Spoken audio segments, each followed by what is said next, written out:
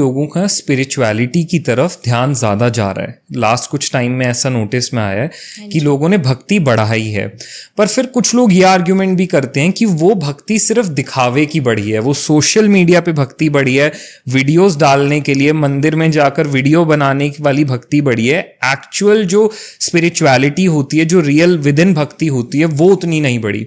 तो आपके अकॉर्डिंग, क्योंकि आप कथावाचक हैं, इतने लोगों से मिलते हैं, तो रियलिटी में क्या बढ़ रहा है आज के वक्त में, रियल भक्ति या सोशल मीडिया की भक्ति?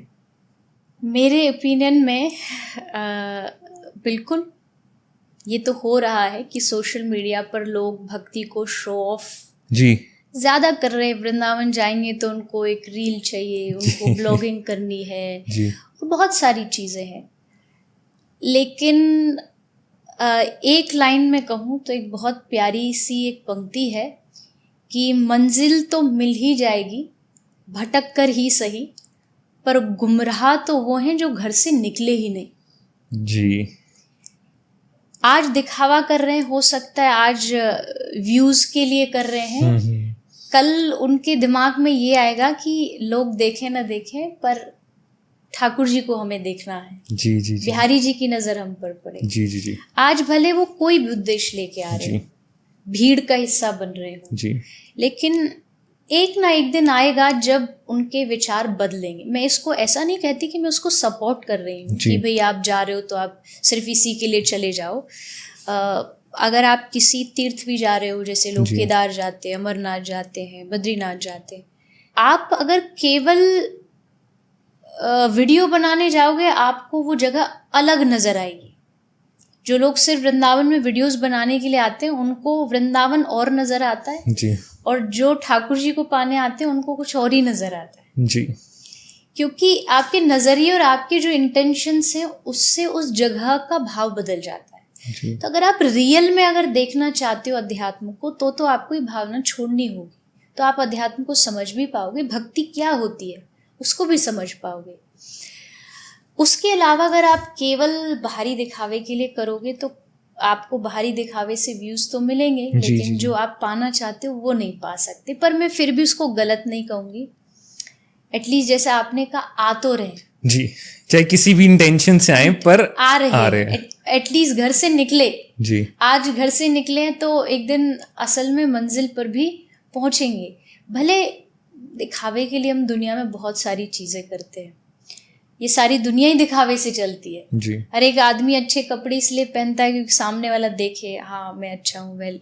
लेकिन भक्ति दिखावे के लिए नहीं, पर अगर शुरुआत दिखावे से भी कर रहे हो ना, एक दिन बदलोगे, ये पक्का है। और उस स्थान की महत्वता की थोड़ी सी मर्यादा भी रखनी चाहिए। जैसे आपने केदार धाम का नाम लिया, थोड़ी मर्यादा जब भंग हो जाती है, टूट जाती है, वो ठीक नहीं।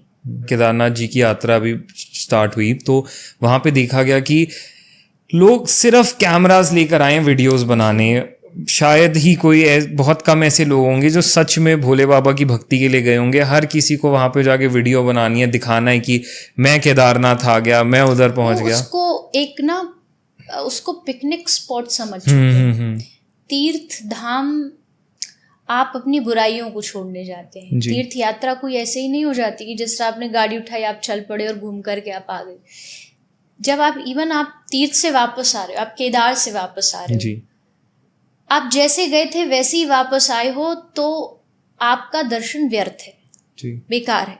इवन आपके जो घर के लोग हैं, मेंबर्स, उनको भी फील होना चाहिए अरे गया तो कुछ और था और ये बन के तो कुछ और ही आया है, इसके भीतर तो बड़ा बदलाव आया है। वो बदलाव लाने के लिए लोग धाम जाते हैं। और पहले के समय में तो क्या होता था ना, केदार, बद्री, 4 धाम यात्रा, ये कुछ ऐसी यात्रा थी जब आदमी घर से भी निकलता था तो ये कह के निकलता था कि टाटा बाय बाय, हो सकता वापस भी न लौटे, क्योंकि सुविधा नहीं थी जाने का, वो कोई इतना वो नहीं था। आज अगर आपके पास सुविधा भगवान ने दे दी है, आपके पास इतना एक इजी वे दे दिया है, उसका गलत फायदा नहीं उठाना चाहिए।